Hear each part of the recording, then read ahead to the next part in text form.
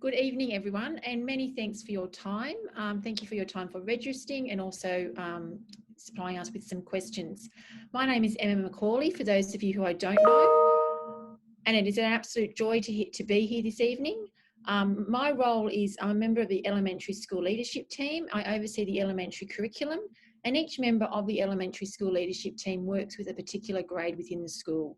And I have been very fortunate, and I'm very fortunate next year to be working with the prep team, prep staff, your beautiful children, and our exemplary prep team. Emma. All right, my name's Emma Sanford, and next year I will be the head of welfare in prep. And I'm Monique Stevenson, and I'm the current head of welfare in prep. Before we start, I'm just going to run you through some of the information on our slide that you've got in front of you there. I think you've all been very well behaved and muted your microphones already, so thank you for that. It just improves the sound quality for everyone. So if you're coming on, just make sure that microphone's muted. What we're going to do is we'll start with responding with some of the questions that you've already submitted to us. Obviously, as the session goes on, if you've got other questions that pop up, please feel free to either put them in the chat bar or just raise your hand and we can take you off mute. And then we'll get to those after we've addressed the already submitted ones. The session's going to be recorded. If you have any questions about that, please feel free to ask, or if you feel uncomfortable about that in any way, please feel free to just turn off your camera. And that will, so your face won't be in that recording, but there are some parents that have missed out and weren't able to make it tonight, so we want to make that available for them as well. Obviously, we would have loved to have you in and join us in person, but due to current Singapore restrictions, we can't have that, so we still hope that this session is really informative and makes you feel really comfortable about your children coming and joining us in that first stage of prep. I'm going to pass over to Emma now, and she'll start off answering with some of the questions that you've already submitted. Okay, so we had a fair few questions around drop-off and pickups. So the first question was around, can you drop off before 8:30? Because of the current restrictions from the Singapore government, we do need to stagger entry and exit from the building. So unfortunately, you can't drop children before your designated drop-off time, which is from 8:30. So we ask that you drop children at 8:30 and then they come up to their classrooms. We do begin our learning at 8:30. If you are a staff member of the school, we understand that you obviously have to get to your own classrooms as well to start your teaching. So please just speak to your child's teacher and you can make some arrangements there. You will need to get your pass changed so that you can get access into the building prior to your designated drop-off time. We also had a question for how early or late can you pick your children up if you have other children in the ELV. As learning does start at 8:30, we do ask that you do not bring your children late to school. You do need to have them there when our learning starts. In terms of picking up early though, if your children are picked up at one of the earlier time slots from one of the younger age groups, you are welcome to then come down and pick up your child early from prep. We do have people at the pod doors that will come and get your children so that they can be taken a little bit earlier so that you don't have to wait around. Perfect. We had a few questions about eating. I know that 10-minute eating time sounds really daunting, and trust me, we do not just give them 10 minutes to eat. We usually give them, at least about 20 minutes to 30 minutes to eat prior to going out to play, and if that's still not enough time and they still have food to be finished, we make sure we allow time for that either when they get back from the playground. So please don't be concerned about that 10-minute eating time. There's no way we expect them to scoff down their lunch in that time. So yeah, we'll just provide extra time, whether it be before the play or after the play. There's some great questions around, is there any tips for health, for lunch boxes? We actually put together a list of tips that we've included when we sent out the video. One main thing is that we'll make sure that we send home anything that's not eaten, so you can keep track of what they are and are not eating. Things like getting them involved in making lunches is really helpful. The whole lunch thing is pretty exciting for them because it is something that's new when they come into prep. I have some kids, you know, the regular sandwich fruit type thing is really good, and it's also just so easy for them to pick up and eat straight away. Leftovers is great too, but just be mindful we don't have anywhere to heat them up, so you can put it into a thermos or something that's easy for them just to grab and undo and eat. Please feel free to just be in touch with your classroom teacher around that. You know, we're more than happy to guide you on how your child's going with eating, but also just have those conversations with your child around what they enjoyed and what they didn't enjoy. We have the option of lunch orders as well, so you can order that through Connect Online. They do get delivered to the pods, and we go and collect them for the children. So they're nice and easy. They're really great meals. So that's another option for you as well. Right. Play times. The children do get to play on the playgrounds at different points in the day. We had a question around, will they get to play with other students and other classes? With the current restrictions, we are partnered with a bubble class, which means that we will go out with one other class, but it won't be more than that at this point. Obviously, we hope that changes, and we'll let you know when it does. But for the start of the year, they will just be with one other class during those playtimes. And there was a question around teachers and TAs. Obviously, as they're moving into the elementary school, that does mean a change in terms of the staffing within our school, which is that happens in all schools as you move into elementary. So instead of the current in P4, they have a teacher and 2 teacher assistants. We have 1 teacher and 1 teacher assistant in our classrooms in elementary, lower elementary. Okay, and as Monique just said, there are big changes when they come over to elementary. And that there's big changes in structure, and there's obviously also big changes in what they're learning and what they're doing, and it does become a much more structured environment. So we have had questions around homework. For term 1, we recognise that the children do have very big days. It is a big change for them, and obviously we don't want them coming home and feeling stressed and needing to do more things. So we're not going to have homework for term 1. Just spend the time with your children, ask them what they've enjoyed in their day, you know, read books to them before they go to bed, just have fun with them, and don't worry about sort of that formal learning part for term 1. We'll look after that for you while they're with us. So yeah, there'll be no homework for term 1, and obviously if we start introducing it, we'll let you know. Perfect.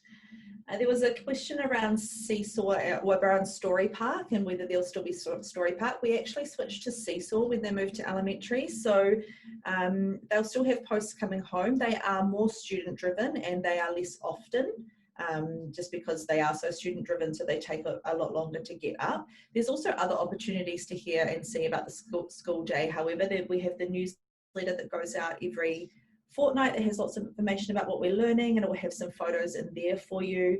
We also have opportunities just to touch base in terms of parent-teacher interviews. We have our formal reports as well. But in terms of seeing what they're up to, the newsletters is a great spot for that, and also the Seesaw does come home about once a fortnight. We had a question about, will there be virtual parent involvement? At this stage, there won't be. We understand that obviously you'd love to get into the classroom and help us in any way we can, but with the current restrictions there, we cannot have parents in the classroom or in the pods. So there won't be anything virtual, and again, if restrictions ease, we'll let you know, and we'll get you in to help us out where we can. We love parent volunteer readers, so good. All right, there was a question around swimming. Obviously, swimming is an amazing part of the curriculum and something that the kids really love. At this stage, because of the restrictions, there won't be any swimming. If they lift, and fingers crossed they do, we'll definitely let you know. And in regular times, that is a part of the prep curriculum, which happens twice a year. So we will keep you informed and updated as anything changes there. Okay, we had another question around music and what a music class looks like. It is quite similar to P4, but obviously they'll be introduced to more challenging concepts. They're taught about beat, they're taught about rhythm, and they do get to explore different musical instruments. Again, you'll get to learn more about sort of what's involved in the specialist programs next year. Yeah. And then we had a question around EAL and how our EAL programs work. So what happens in prep is the students are assessed on their level of English, If needed, they do participate in an EAL beginner program. So part of that program is that they're withdrawn from the classroom and they have some really intensive language learning with our EAL team. But we also make sure that they get some in-class support because we need them to be able to transfer that learning back into the classroom. So it's a combination of taking them out and learning some really intensive vocabulary and language in terms of to help them to access our curriculum, and then also supporting them when they're in the classroom using that language and also interacting with peers. Yes, that's the EAL program there. The last question we had submitted to us was just some tips for preparation. There would have been a document sent out in that initial email that would have provided some tips, so feel free to go back to that, rewatch some of those videos and look back over those tips. But otherwise, I mean, the biggest way to get your children prepared is to just have really positive conversations with them about prep. If you're speaking positively about them, if you're telling them about how exciting it's going to be, that's going to transfer over to them. So if you can stay as positive about it as you can, that will obviously help them. Also, watching some videos, you will be sent a video from their classroom teacher introducing themselves. So watching that with them and getting them to know their teacher and their teaching assistant is obviously really helpful. The day in the life of prep that was sent out as well is a great one to watch. And I know the P4 teachers have also been watching that with the students. And then just, I guess, some of those more practical skills, getting them to practice eating out of a lunchbox on a weekend, having them pack their bag, having them lay out their school uniform. They're all things that are going to get them excited about prep and build up some of those independent skills. And also remembering that even though prep is a change, there's also lots of things that are the same. And I think if you've got children that do struggle with transition a bit, feel free to focus on those things that are the same. We're really lucky now, you know, prep, they used to go over to the other building and that used to be a huge change in itself. But now actually having those conversations is, look, same building, same playground, you're still going to see familiar faces from your teachers, you know. So I think that whole, don't overwhelm them with the idea that it's going to be so different and it's big school and it's, you know your child, but if they do struggle with that a little bit, just make sure you talk about those things that are the same as well. Yeah, I can see we've got a question there in the question bar around sun protection strategies. Yeah. So with sun protection, we do encourage them to wear a hat. We're very lucky in that our playgrounds in the ELV are also covered, which means they are sheltered most of the time and are shaded. But we do encourage them to bring hats and wear them. If we go out for gross motor and we're in the sun, we do ask the children without hats to remain in the shade. Yeah, and in terms of circle time, obviously our reading, writing, maths and all of that kind of stuff is important, but obviously teaching that, developing that whole student and them as a learner is just as important. So all of those things around, we talk about the learner profile through the IB, being principled and caring. We teach all of those things, obviously intertwined through our curriculum, but also explicitly taught through circle time. So that's a really important part of our day, especially in the beginning when we're fostering and nurturing new relationships. So we make sure that we take time to develop all of those sorts of skills and those values, and we do that through circle time. And it's just a nice time to come together as a class and really build our class culture. One there about options to visit the school. Right, I might address that one. Yeah. Thank you for the questions, and please just keep them coming through on the chat. And look, I'd just like to say that I think all of us in this meeting tonight would appreciate that starting school is probably one of the most significant milestones in our lives, and for your children in particular. And we know that we are living in a world that's very different at the moment to what we're used to, and you might be concerned or about what that first day of school, what that first term is going to look like for your child. Please be rest assured we will make it as special as we can, and we will keep you updated with all our initiatives that we've got in mind. Can I also say that we really value partnerships with you, and while we all love glossy feedback, we're not seeking that always. We're actually seeking feedback that's going to improve what we're doing. So just as you normally would be doing in P4, please, your first point of call would be your classroom teacher. Then that would be your head of year, which would be Monique or Monique this year, would be Ange O'Connell or Emma Sanford next year. And then it just goes up through the leadership chain. So I suppose on speaking about that question, alluding to that question about visits to the school, we would love you to come into the school. We would love for you to come to the pod and to see your child's class. Unfortunately, due to Singapore government rules, we are unfortunately unable to offer that. So what the teachers, credit to the team, they've put together videos that have walked your children at the moment around the classroom. You know, you've got to look at the positive of life. The lovely aspect of it is that your children are able to ask questions directly to our little preps. Although through a screen, they're developing those relationships. As soon as our CPE guidelines say that we are allowed to have parents on site, we will invite you in. And we know that that's one of the disadvantages of the current situation. But we're open, Singapore's in a great place, and we're positive that we'll go forward. And there's a question there around supporting students who are struggling to settle. Is there more support? Of course, like, you know, we talk about learning becoming more formal, but everyone is ready at a different pace, and we absolutely cater for this. You know, we don't go straight into teaching reading, writing, maths, you know, full lessons every day. We start really slowly. Still lots of opportunity for play. That's really important, and it remains important through the entire prep year and further into their schooling. Our teachers, they're amazing. They'll make sure that they get in touch with you and have that open communication in terms of how we can support your child more. It's absolutely not one size fits all. So please don't feel like if your child's not quite ready or is struggling with that change, that they're just kind of going to be left, because that's not the case. Feel free to email our teachers at any time and they'll be in touch. But like I said, there's lots of opportunities for play. Just because one person's doing their writing or working on something doesn't mean another child can't be doing something else. So we absolutely cater for that. Please don't be concerned in any way. And I suppose building on what Monique was saying too, in building those partnerships, we're really conscious and we've taken on feedback. In those initial first few weeks, there'll be opportunities. We'll have a meet the teacher meeting, and that's for all our elementary school. However, next year we're very excited because we're actually implementing some new programs. One in particular is in the area of language that is research based. It's from Macquarie University in Australia, and it's Initialit. Our staff have undergone rigorous training this last semester, and we're really looking forward to implementing that program. But we want to keep you updated with what that looks like. So in that first 2 weeks, we actually have parent sessions scheduled in where we invite all our parents. Will be online. We will outline what that program initially looks like for your child, how you can support at home. So that we're very excited to be launching that next year.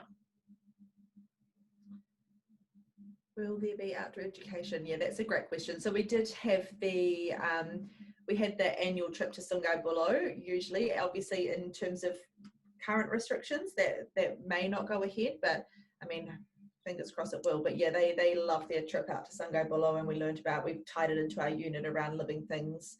So we will just have to keep you updated around that one. And that's for the whole school is in the same boat with that one. Hi, good afternoon. It's Alison here. Thank you for running this info session for all of us parents of new children going into prep.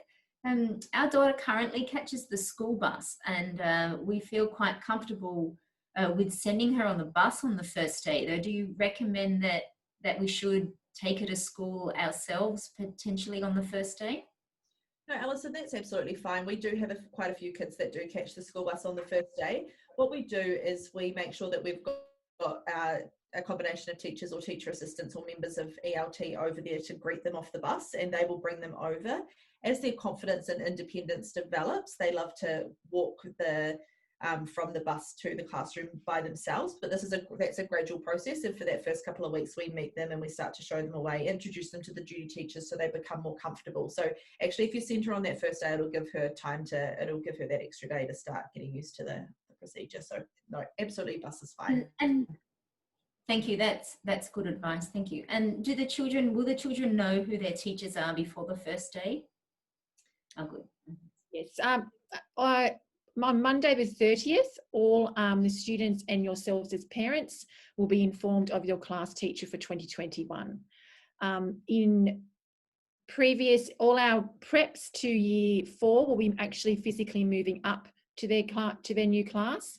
Unfortunately, as you can appreciate, the ELV building is quite separate to that. So your children in P4 are unable to actually come down next Monday, but our prep team have prepared a video so that your child will actually meet their teacher for 2021 via a video link that the teachers have created.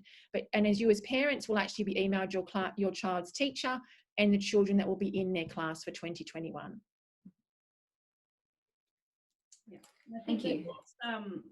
The bus question did remind me there was another question I don't think we talked about before, and it was around the little bus seats at Verse Bus Fests. So the bus, a lot of children in the video you would have seen had the bus vests on. The little seats that you can buy, them, what do they call them? MyFolds. Yep. The bus aunties will set that up for them and make sure that they're put into that. So go with whatever works best for your child in terms of the vests or the MyFolds. The TA will walk them down in the afternoon and make sure they're put on the bus, and the bus aunties will make sure they're strapped in correctly. Thanks, Emma. And how long do they need to continue to use that? It is a requirement that they use that for prep. So for the whole of prep, and then once they go into year 1, my understanding is that it becomes optional.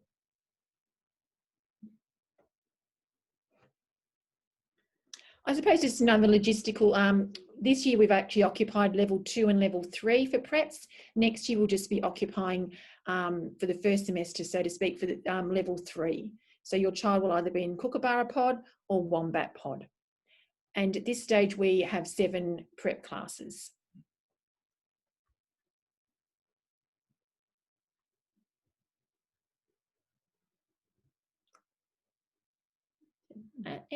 Any other questions? And look, please feel free. Oh, there's a question there. Yes, absolutely. Those doors are pretty heavy. No, there will be people there to assist with that. Yeah, they do get excited. They feel so independent when they get to prep. They get to do these things by themselves. But there will definitely be people there to open the doors and assist them up. They won't need to push those doors by themselves.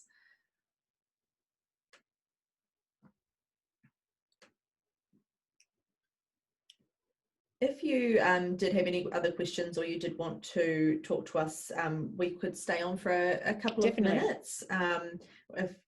Is it first day of school? Yes, it is. First day of school's normal uniform. So you'll get information on the which uniform they wear each day, but on the first day of school, just send them to in formal school uniform. Thanks, Sarah. Yes, we are following the IB curriculum. So our IB curriculum is from P3 up to year 5, which is a fantastic transition. So I work very closely with Aromi in P4 and P3, looking at what units they've been doing to translate that up into prep.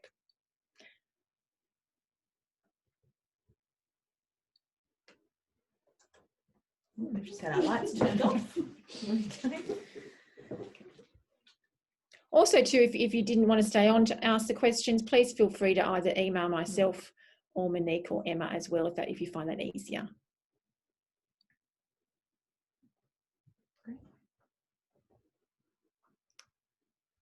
Okay. All right. Well, thank you so much for joining us. I know I'm sad that I don't get to meet all your little ones next year, but they are in beautiful hands with our prep team. You're just going to love the teachers and love the team, and the kids will have an amazing year. I know they will. Like Emma said, please yell out if you have any questions. I know we've got a couple of last minute ones coming through now, so please feel free to stay on if you're asking those questions or interested in the answers. But if not, have a lovely evening, and thank you so much for joining us. We really appreciate it. Thank you. All right, so there's a uniform question there. So there are 3 different uniforms in elementary.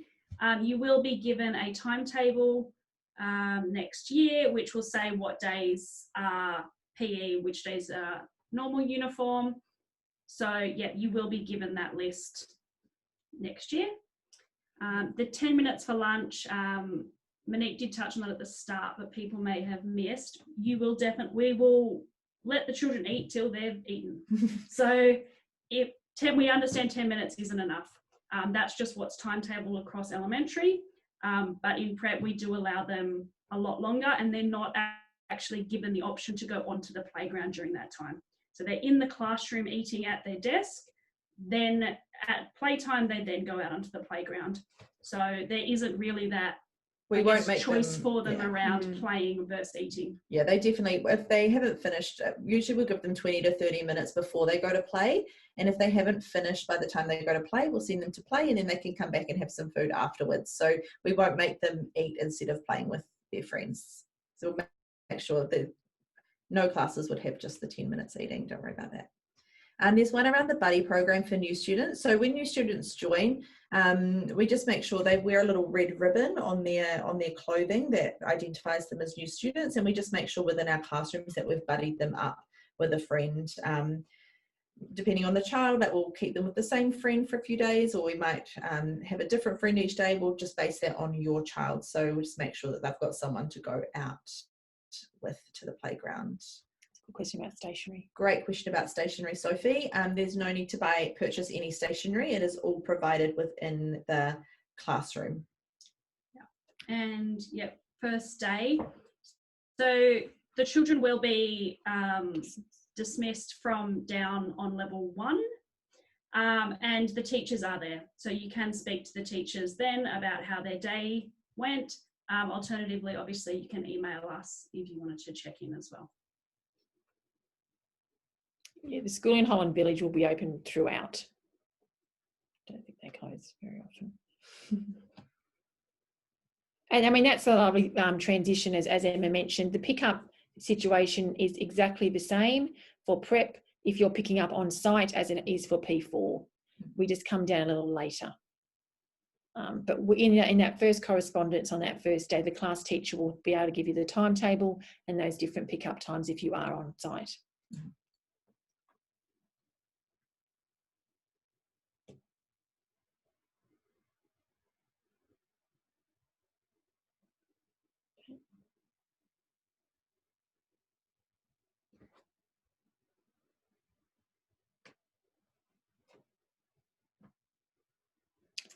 Pleasure, thank you. I like your little emoji there, Alison. That was fancy. Thank you.